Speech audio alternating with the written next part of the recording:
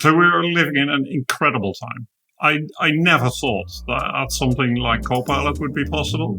And even when we started Copilot, I would not have dreamt that so shortly afterwards we would have offensive security agents like XBOW that are top hacker one in the US. I'm excited to welcome Oege de Moor, the founder and CEO of XBOW. Before XBOW, Oege created GitHub Copilot. He's the founder and CEO of SAML, which later sold to GitHub, and a computer scientist by training who taught computer science at Oxford. Without further ado, Oege, excited to have you. Please tell us about XBOW in plain English. Thanks, Apurv. It's a pleasure to be here. XBOW is a fully autonomous AI hacker. It finds and reports vulnerabilities in web applications. In fact, in the past quarter, we've reached a historical milestone. XBOW is now the top white hat on HackerOne in the United States. Wow. HackerOne is a platform that connects hackers to companies that wish their systems to be tested, and they maintain a leaderboard where points are rewarded for valid reports. And XBOW is, for the first time ever, a machine that tops the US leaderboard. Wow. The number one white hat on HackerOne is not a human, but a set of AI agents. In the US. In the US. Why does this matter? And who does this matter most to? XBOW gives a security team superpowers. Mm-hmm. It does what a human would take weeks to do as a pen tester, takes XBOW just hours. For each vulnerability, it will give you a detailed report, it will give you a script to reproduce the exploit, and it will also give you advice on how to fix the problem. And finally, quite importantly, it also gives you full metrics of everything that it did, step-by-step account of what it did, why it did it, and what the outcome was. Now, that benefits pretty much everyone in the security organization. It benefits pen testers because you get a second set of eyes. Humans there's not enough pen testers in the United States to do all this work. There's only 93,000 of them. It benefits product security because now you can actually test every release easily. If you release every week or even every day, it's completely unthinkable that a human would pen test every time you push to production. But now, because it's automated, you can actually do that. And then finally, DevSecOps, the people who ensure that code is secure when it's produced by the engineers, they can integrate it into their CI/CD systems and make sure that every bug is caught immediately when it is introduced. Fascinating. You know, taking a step back, if I look at all the different disciplines that AI is helping, it seems like fundamentally what was previously the job of a specialist, as you said, 93,000 pen testers, and the same for software engineers, the same for customer service professionals. The cost structure is collapsing from humans in the loop to tokens, effectively. How does this work? The technology sounds amazing. Maybe you can peel the onion a little bit and help us understand how much of this is improvements in the performance of the underlying large language models versus tooling or intelligence on top that we have focused on our area of focus, which is cybersecurity. Yes, I have to admit that I'm surprised as well that we're here at the top of the US leaderboard on HackerOne already today. 18 months ago, everyone was super skeptical that this would be even possible. When I talked to CISOs in major enterprises, everyone went, yeah, that would be great, but see you in 5 years. Even when I talked to the leaders at the major AI labs, everyone sort of knew that this would be coming to cybersecurity, but people didn't expect it for a couple of years more at least. So the reason that we got here so fast is simply the team. I mean, we got unbelievable talent, unbelievable people in security, in AI, in distributed systems. But our real edge is the data that we collected. We collected tons of capture the flag challenges that humans use to learn how to do hacking. And we use those to teach the AI to do the same. And we collected thousands of open source web apps and use those also as training material for the web. We would let the AI hammer them thousands of times. And even if it found a vulnerability after 100 attempts, which is something you would never be allowed to do in production, that would be an interesting case to make it better. So I'd say that it's the team, secondly, the data. And then, of course, there's the tooling that we built around it. People with many of these applications think, it's just a LLM, it's the model. And absolutely, the model is totally critical. But when we're talking about hacking production systems, there's an awful lot of stuff that you need to build around it to keep the model on the guardrails, but also to actually make it do useful things, coordinate between a swarm of agents that all attack little parts of the problem. Fascinating. The swarm of agents technique sounds very powerful and somewhat scary. Should we be worried that this will become like Skynet? We do joke about it, but whenever we see an example, that is really surprising. But XBOW is safe by design. We built it from the start with very strong guardrails in place, and it's intended to be used only for defense. However, the fact that this team, brilliant team, admittedly, was able to do it in a very short time, in just 18 months. We now know that the AI hackers are coming, and within a short time, they will acquire superhuman skills. We're now at the level of the very best humans, and unfortunately, that type of technology will be put to use by malicious actors. So before, until today, the attacks were limited by human talent. The bad guys didn't have enough talented hackers to attack everything all the time. But now, with AI in hand, the bad hackers will level up. And so we, the defenders, must do the same. We must fight fire with fire, and that's why we built XBOW. The game of cybersecurity has always been one of cat and mouse, Tom and Jerry, and with great power comes great responsibility. Who do you think comes out on top, defenders or the attackers, and in what time frame? So actually, until now, it's really been the attackers that had the upper hand, because attackers only need to find one vulnerability, one exploit that really works, whereas the defenders must find everything. In the short term, that problem will only get worse. We will see chaos because the world is not ready for autonomous AI hackers.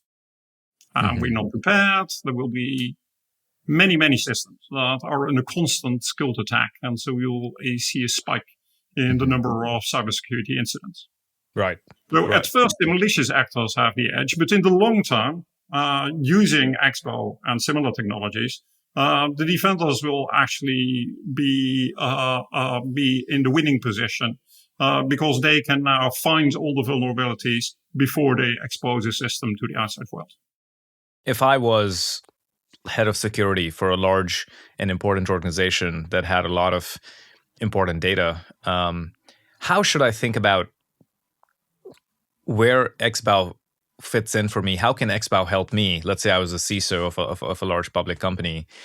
In my portfolio of cyber products and cyber efforts, where does XBOW fit in today?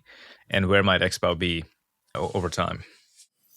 So we're working with several of the leading financial institutions to first bring in XBOW as a extension of their existing offensive security team.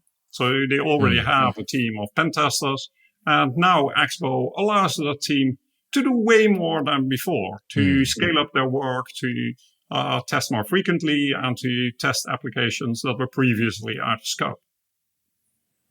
The next step up is to begin to test every system before it goes into production. And the final step, where we really all want to be, is to test during development so that every bug is caught at time zero. The shift from, as you described, some people call this shift left. A lot of people would argue today that penetration testing by itself is a limited scope today. However, as we know, most markets do not, they expand over time. And I have a suspicion this is one that'll expand over time, just the way the vision you described. Maybe talk about that a little bit. How do you think about our scope and to people who might say penetration testing is a limited part of my portfolio as a CISO today? So it is a limited part of the portfolio because there's not enough people to do it.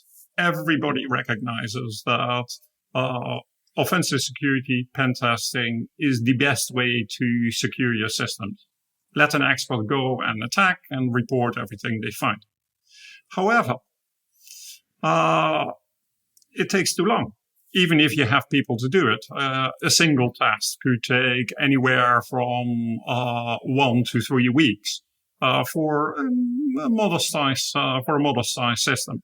And so by being able to do it automatically and do it in hours instead of weeks, you actually are able to do it continuously and apply the gold standard of security at all times, not just once or twice a year. That's a good point. Doing it continuously is important. And, historically, as you said earlier in the conversation, the number of people who could do this is so limited. A lot of CISOs limit those tests to once a year or once a quarter. There's no reason for that to be limited because obviously you're pushing code pretty regularly, not once a year or once a quarter. And so that testing happening every single time makes a lot of sense. A lot of the achievements that we have today have been achieved in large part because of an incredible team. I've had the good fortune of meeting some of our incredible team, like Nico Weisman, legendary hacker himself, former CISO of several public companies. The original team that made GitHub Copilot. Maybe helpful to understand, like, both from a team perspective, but from a skill perspective, how much of this is AI talent, security talent? Is it 50-50 or something else? Maybe tell us a little bit about the team and their superpowers. I just love working with this team. It's the privilege of a lifetime to have these people around me and work with them every day. So the team is organized around 3 technical pillars.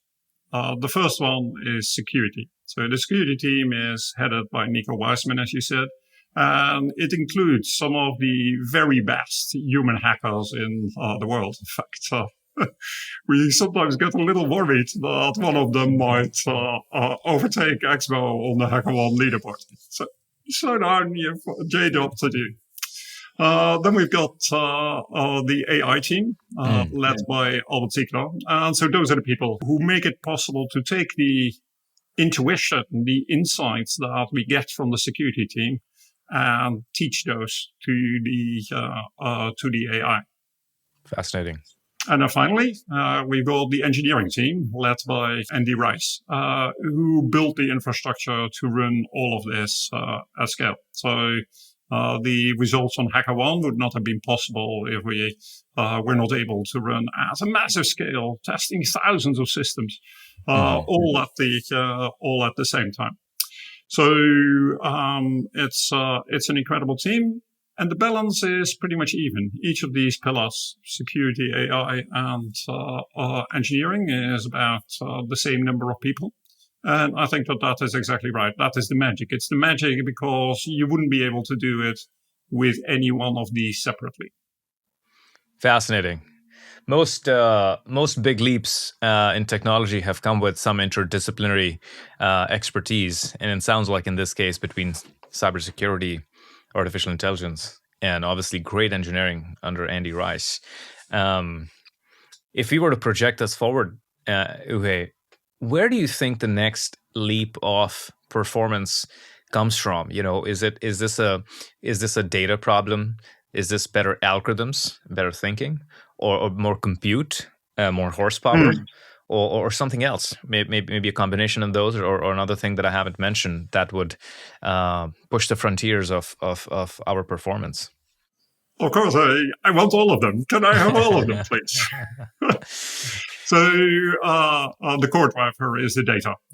It's what drives everything. It's an AI product, data to evaluate, to train, to improve. This is the lifeblood of driving a technology like this forward.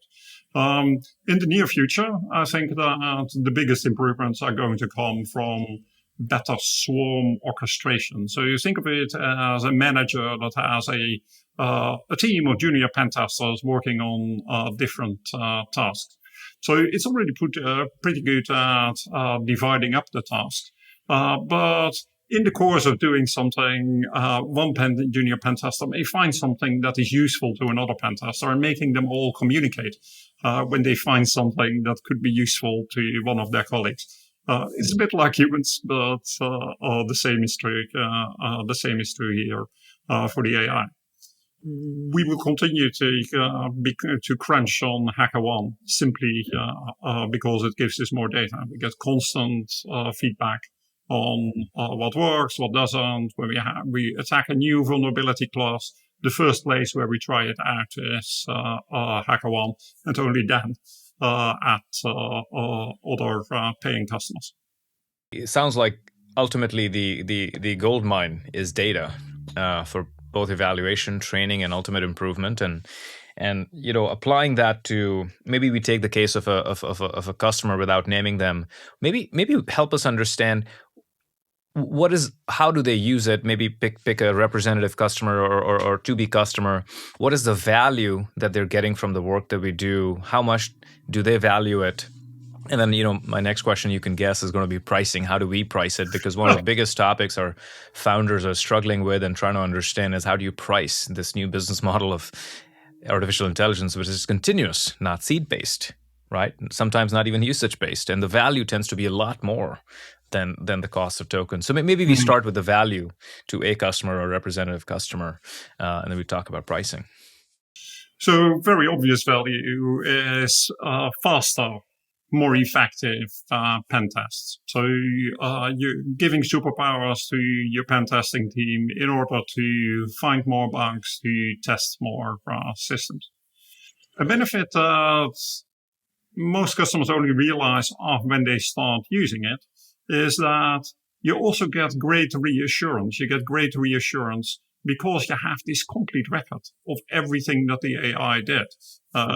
If you see the system in action, it will, at every step, give you its thoughts. It will give the next action. It will look at what happened next. And that complete auditable log is actually something you don't get from human pen testers. A human pen tester, they will give you the bugs they found, but not a true detailed account of everything they did. And so you get much more reassurance than from human pen tests. So that's the value that they're getting. Now the hard question, how do you price this? Honestly, this is a question for literally every founder I meet in this age of AI. How do you price it? It's not trivial. And maybe help us think through that. What would be ideal? Where are we today? What do customers expect and demand? And maybe advice you'd have for other AI founders to an extent that you would, any. So we are augmenting and complementing the service provided by humans. And human pen testers price their work based on time spent. So when one of our customers goes to a human pen tester provider, they will buy, say, 2 weeks of work to test one particular app. So given that, it's very obvious that we need to price based on the amount of work done as well. But Hours is not the right metric because Right. it works much faster than humans, and so that would not be the right way. Just the wall clock time would not be the right way to look at it. So what we did is we did quite extensive experiments where the AI was solving the same problem as humans, and so we measured. How long does it take the human? How long does it take the AI? And so that allowed us to translate how much AI compute we need to spend in order to do the same amount of work as a human pen tester, and that we call an XBOW credit. And so we price in XBOW credits. Customers buy a package of XBOW credits to start with, and then they can buy more as they consume more. Okay, that's actually reminds me a little bit about the Databricks unit, the DBU from Databricks. It does. But that makes sense. That was a genius pricing model, and appropriately ties it to the underlying unit, which is compute and tokens, but also to value. That makes sense. Maybe switching gears to your forward-looking, what is top of mind for you? You've just raised a big round. We're thrilled to be partnered. What is your focus now? What are you going to do with this fresh capital in the bank, and what are the marching orders for us? Before we go there, I want you to tell our audience what brought you to this investment. Sure, absolutely. Even before we first met, I'd been studying the state of cybersecurity. And summarizing, I would say cyber is going through a credentialing crisis. There's a ton of alerts. Security teams are drowning in alerts and false positives and fatigue from static code scans on one side to runtime security on the other side, and thousands of cyber acronyms in the middle. I mean, even just listing those out is a full-time job, and understanding what they do is a full-time job. And I think ultimately, like taking a step back, that noise erodes trust in every layer of the stack, and it's what CISOs need is less, not more. But with the expansion of the surface area of attack, there's a lot more vulnerabilities. And so in the age of AI, it's only natural to leverage an AI-first platform to help you reduce what you see, help maybe even automate some of those vulnerabilities. That was our thesis going into the conversation. And so when I met you for the first time, it felt like we were meeting for the fifth time. Yes, it did. It was amazing. And I think it when I heard your vision, and a very common thing to say would be, hey, penetration testing is a limited part of the scope, as we just discussed. I think you've got to start somewhere. That's a great place to start, and then expand left and right, ultimately to cover more ground, reduce fatigue, and deliver outcomes. Deliver work, not alerts. Deliver work. Service as software. And that was the vision that we saw in XBOW, starting with a great part of the stack that we are crushing now, number one in the US and HackerOne. And I'm sure we'll stack many S-curves on the journey of XBOW, ultimately to build an AI-first cybersecurity business.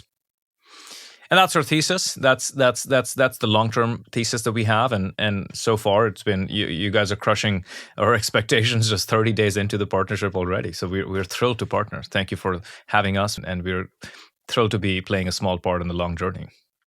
Likewise, we're completely aligned. It was clear from the very first from the very first meeting. In particular, on the far out goal where we want to go. We want to build the prime application security company for the AI era. And so we started super small, very focused web application security. And make no doubt about it, we want to win that first. But we're already thinking about expanding to offensive security for mobile, for network, for client apps, and adding a fixer agent. Every customer is asking for that. They say, it's great. You found the vulnerability, you're giving advice on how to remediate. It's all there. Why don't you just give us the fix to the code? And actually, we think that is absolutely possible.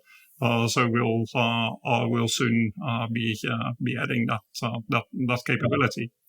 And eventually, we also want to have other products, not just offensive, but also defensive tools trained against our own attackers. That's great promise here in AI, where the offensive agent gets to train the defensive agent, and both get better in the process. A fixer agent. Wow, I want a fixer agent for my life. That sounds like a killer idea. Honestly, might end up becoming our hero product. If we'll see how it goes. I don't want to front run it, but that sounds exciting. That sounds very certainly exciting. is, but one step at a time. One step at a time. Win a very small market fast and go from there. Very cool. Very cool. You know, it's rarely that I say it, but I'm more excited about our product roadmap in the future while having already world-topping current existing products. So thank you for sharing that. Maybe we take a step back from XBOW, Oege, and talk about the state of AI. I mean, you have an incredible background as a builder, as a scientist, as an engineer, as a teacher, and it's a polymath, really.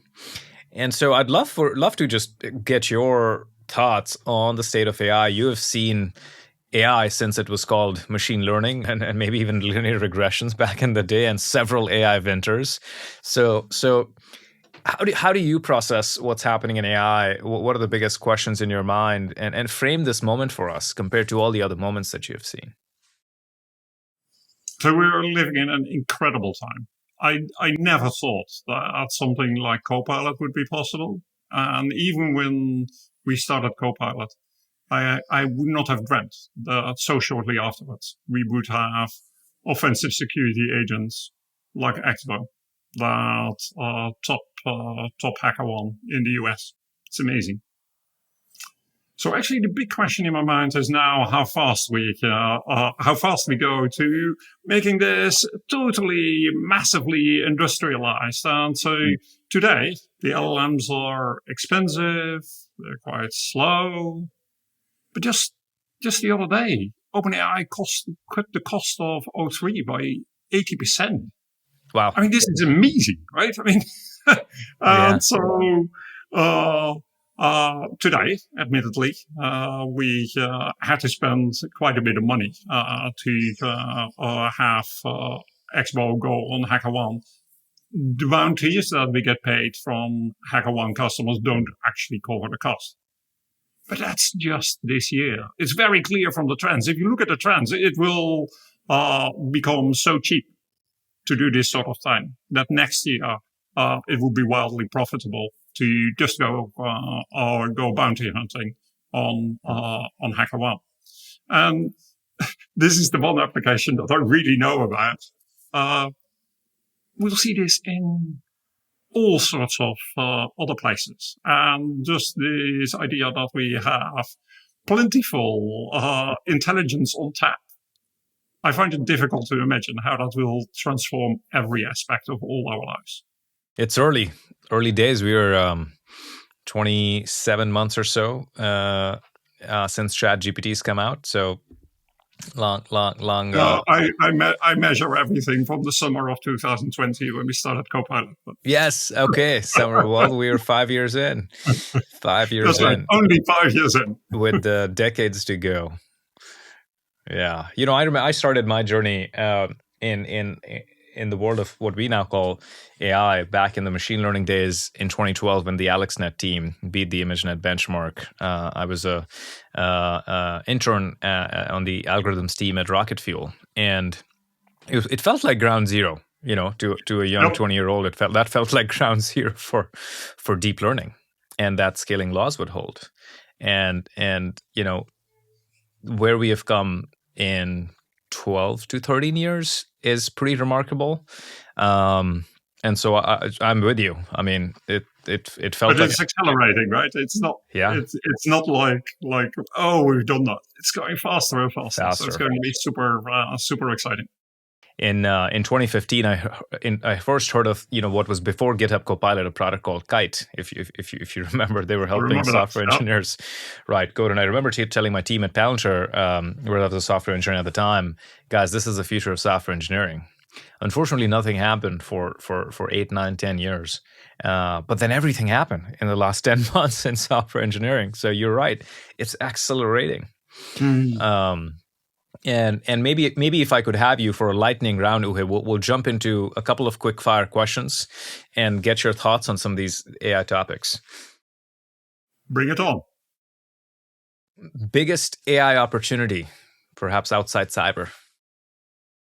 Personalized tutoring. I used to be a tutor at Oxford. It is the best way to learn and teach. Highly personalized, one-on-one. It was unthinkable. We couldn't take all the students in the world and tutor them at Oxford. But now that is possible. And so I think that's perhaps not the biggest commercial opportunity, but it will be transformative to the world. I mean, it already is for ChatGPT usage. I learned so much from ChatGPT. Absolutely. That's a good one. Your personal favorite AI tool? Sunu. It's just completely insane how it generates lyrics, music from a simple text prompt. If I wasn't a computer scientist, I would be a musician, and so I find it delightful and scary at the same time. Yeah, Mikey Schulman over at Suno is doing great work. Agreed. A productivity hack for as a CEO. I'm sure you've got a lot of work to do. My best productivity hack is to go and swim in the Mediterranean Sea right behind me here. Wow. So seriously, the thing that I had to learn is to decide fast on everything that is reversible. It's almost always better to just make a decision than to be right. So fast is better than right. That was the big thing I had to learn as a CEO, and similarly just delegate everything. Wow. Speed over perfection. Absolutely. This is not only true for your productivity hacks, but also for a lot of businesses we are seeing there. The fastest, most savvy products are winning over even the most perfect products. Well, it's partly because you only know what is not right. Yes. If you put it in front of customers and get that feedback, we're getting great feedback. Most people say they like lots of things, but they always also have things that we should improve. And there's nothing like hearing that from customers for moving faster. Yeah. One impromptu, another one for you. We play this game at Altimeter called the long short game, where we will discuss a business that we would go long or an idea that we would go long based on everything we know, and a business or an idea that we would bet against based on everything we know.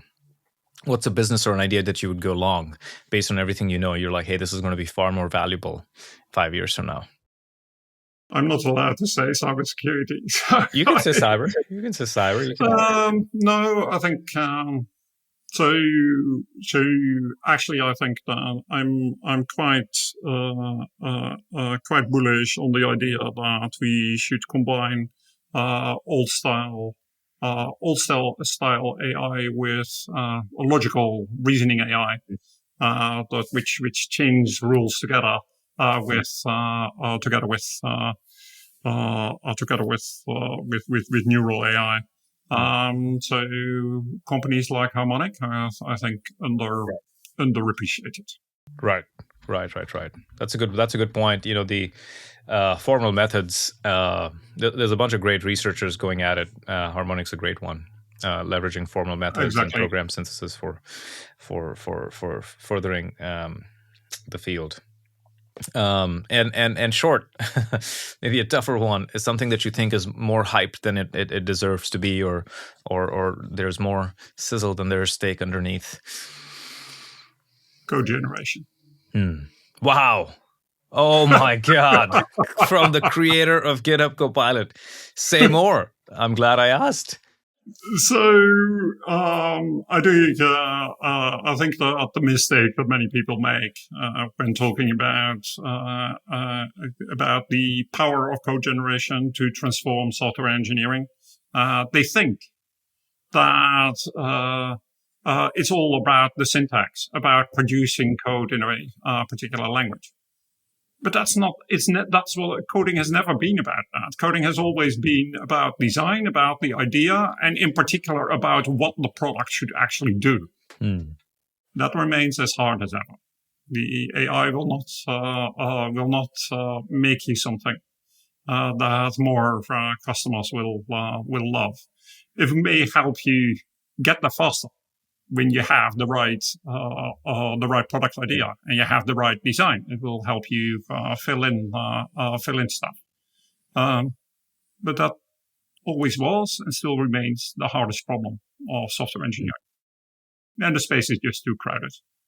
Well, also, I might wager add to what you said is software engineers are one of the smartest customers of a product. If you try to sell them technology, they'll adopt it fast, and they will switch fast for a product that's 10% better, 15% better.